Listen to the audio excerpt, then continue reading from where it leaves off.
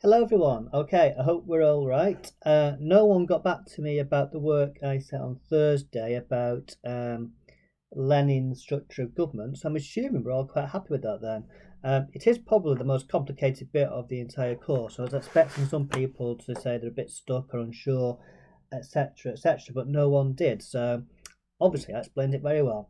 Okay then, so the last bit of structure today, I'm not going to set a huge amount of work because I want what we did last time to kind of sink in.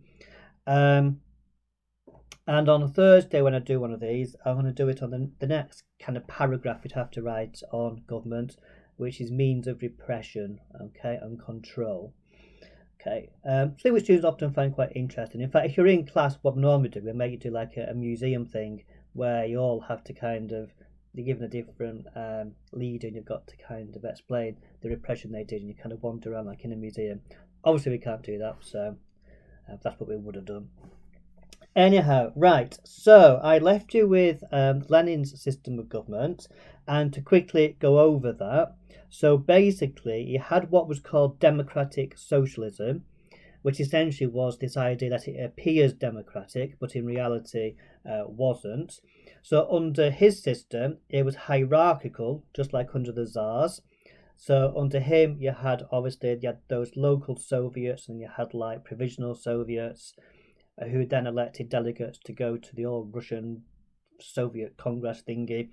Okay, and that body then chose, in theory anyway, this executive council, who amongst itself would then elect a head, i.e., Lenin, okay, and later Stalin, and they would also appoint their commissioners. Now, in practice, it was the man at the very top, okay, Lenin, who actually chose those commissioners, who were the same as ministers under the Tsars, had the same job. So Stalin, for example, was the commissioner for nationalities. That's like being a minister for nationalities. There'd be a commissioner for war, which was Trotsky, which is just like the minister for war under the Tsars. Okay, with very similar kind of roles. And also at this very top, Lenin and these commissioners also had the power to issue like edicts and just make decisions as and when without having much kind of discussion with anyone below. So both systems have this similarity with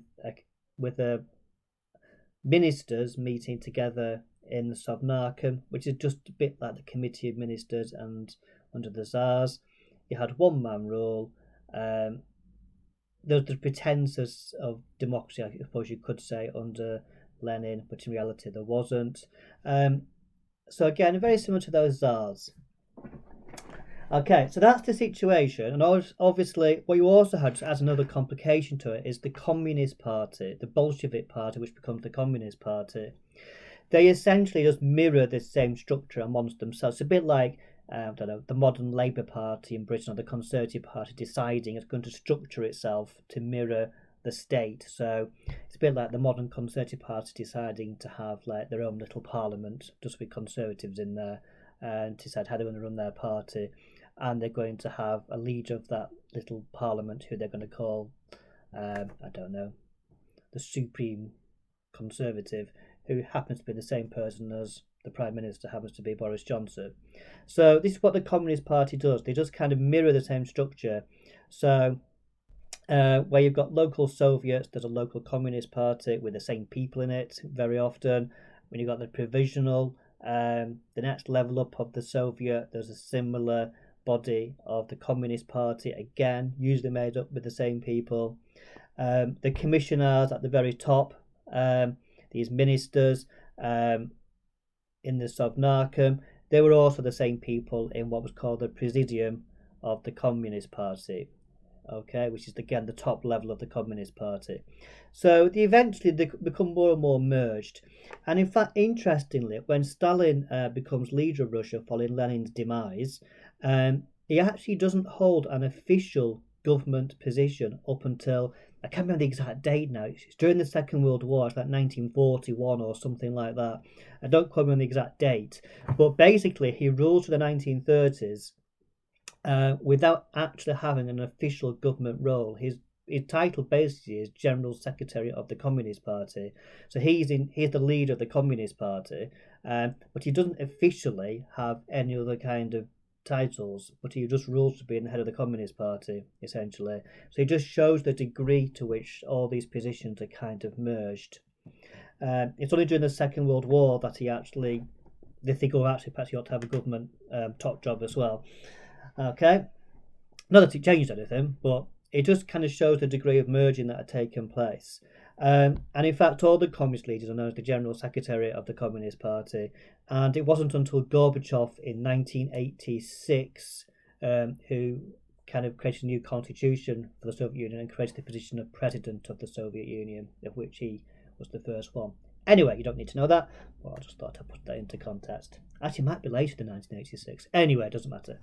Right, so that's the situation we've got. Okay, Lenin dies 1924.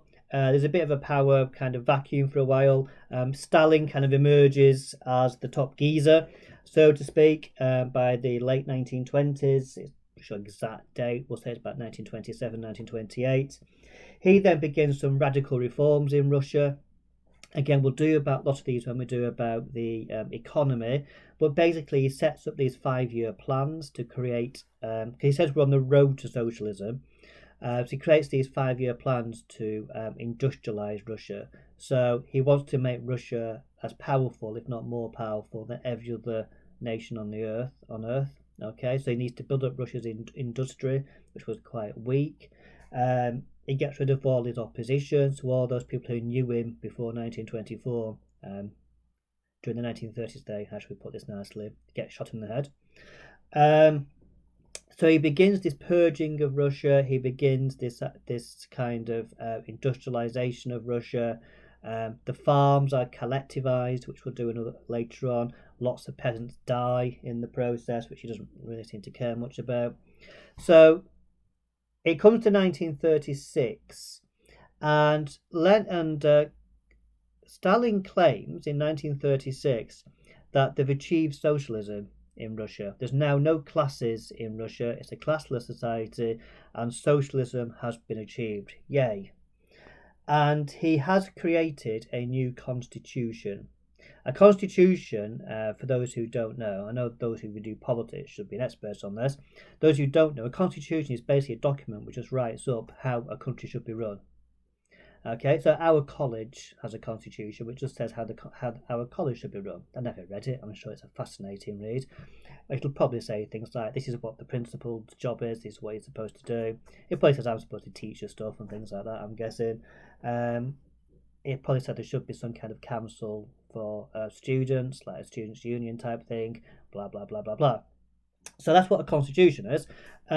Now, the Soviet Union, under Stalin, they created a new constitution in 1936, and it was actually supposed to be one of the most democratic in the world. It gave individuals in the Soviet Union all sorts of civil rights and civil liberties. Now, the right to vote, the right to freely publish information and articles, free speech, the right to do this, the right to do that. And it also included a democratic element to government. And so it was claimed to be the most democratic constitution in the world. Now, in reality, it was words and nothing else. So it's okay to write down a document, everyone's got the right to vote, but actually they made sure there was only one candidate who you could vote for. They said you had like freedom of speech and stuff. You try criticising Stalin in the Soviet Union in 1936 and you'd have a bullet through your brain before you could get to your second syllable. Okay, so it wasn't in reality democratic at all. It just appeared to be. Anyway, so he did make some changes to government just to annoy us. Okay, and one thing about Stalin, both Stalin and Lenin, one thing they agreed on is that they were very concerned about the nationalities within the Soviet Empire or within the Russian Empire. Lenin believed that Russians had this kind of, we're superior to all other nationalities in the Russian Empire. He wasn't in favour of that. He disliked that. Okay, Stalin, of course, came from one of these nationalities. He was Georgian. Okay, I don't mean Georgia from the United States. I mean Georgia from Georgia. It's in the Caucasus region of Russia. It's now a separate country. The capital is Tbilisi, I believe. Anyhow, so he was a nationality himself. So both Stalin and Lenin were quite concerned about nationalities. And what Stalin wanted to do was to treat the nationalities kind of unofficially, if you like, within the system of government. So in 1936, he creates what's called the Supreme Soviet of the Soviet Union. Okay, which is a bit of a mouthful. You can't say it when you've had a few drinks of tea. And officially, this body, if you look on the PowerPoint, by the way, on Moodle, which Liz did on the structure of government, it is slide 16. Okay, it is officially the lawmaking body of the Soviet Union in terms of like internal affairs.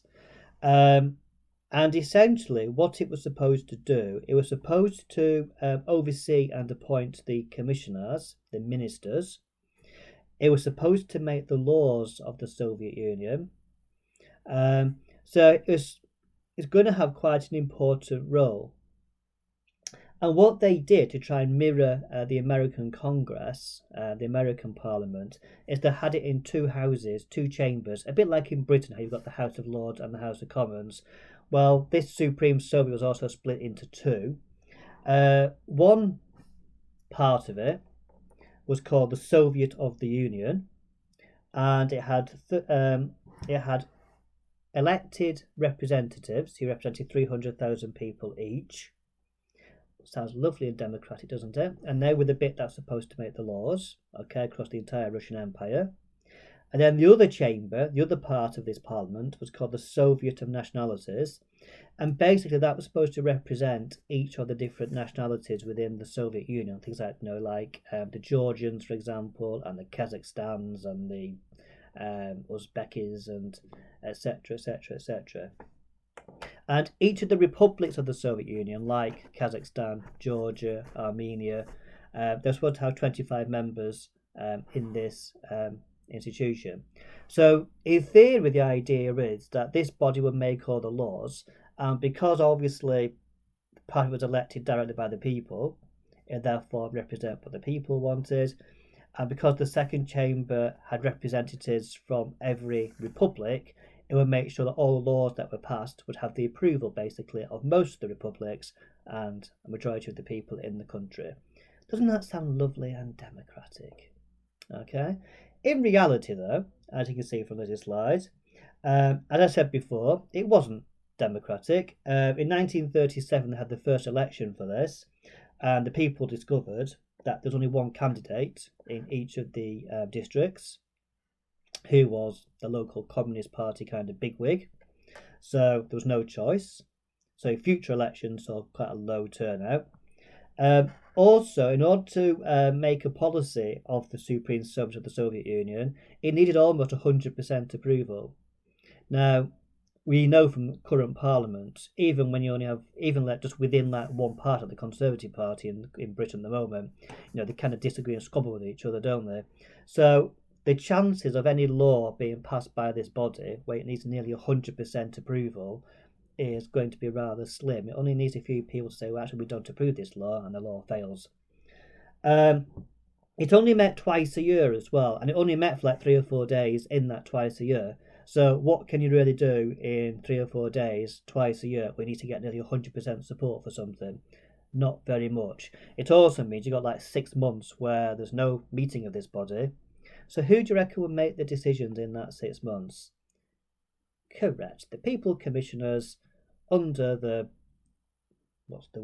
puppet strings of our friend Mr. Joseph Stalin.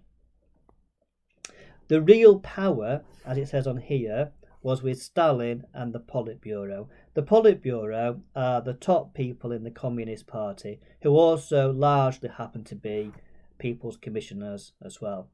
So the real power was actually with Stalin and his mates, essentially. So all this is a bit of a charade. It all appears lovely, it appears nice and democratic. Oh, we've got the Soviet of Nationalities and the Soviet of the Union and blah, blah, blah, blah, blah. But in reality, it's our friend Mr. Stalin running the show with some of his mates in the Politburo. Okay. Yes, it says that people have the right to free speech and stuff, but if you've had to get the bullet in your head, feel free, but don't bother. Okay. And this system was largely the one that remained under Khrushchev in the 1960s. He didn't make any real change to the structure of how Russia was actually governed. Okay. He did, though, because basically the Supreme of the Soviet didn't actually meet for Stalin's last few years, and so one thing Khrushchev does do, he has it meeting up again a bit more often, and he denounces Stalin at one of these meetings as well in his de-Stalinization. But essentially the structure remains the same.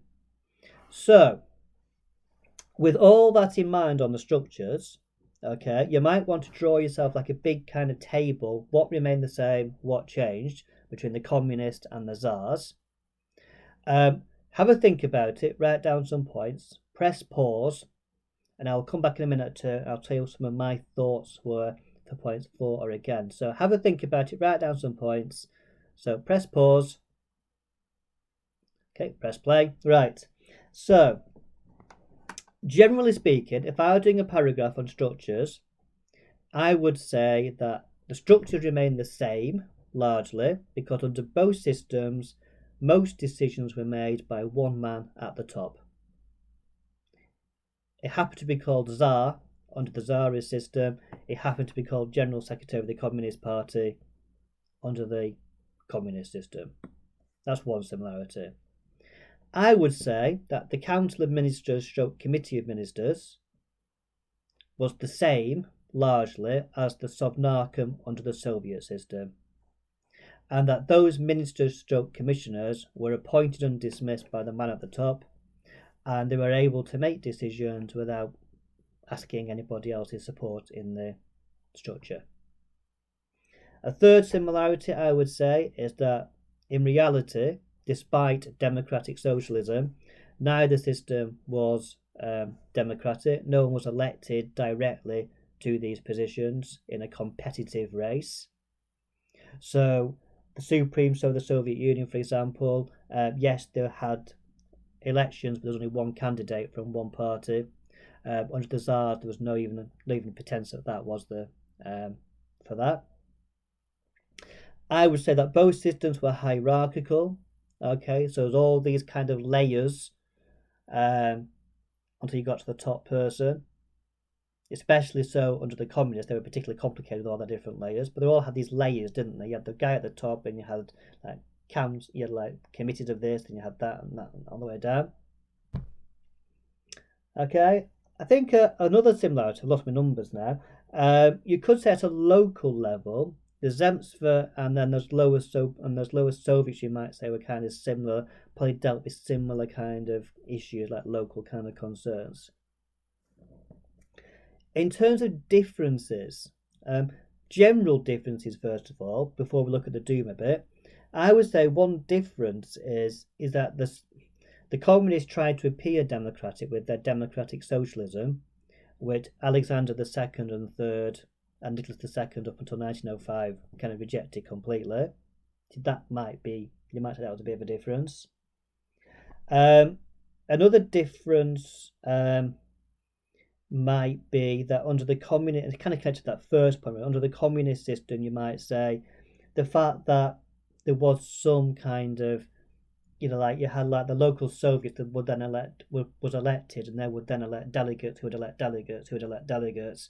So there's a little bit of legitimacy, you might argue, if you're going to kind of split hairs a bit.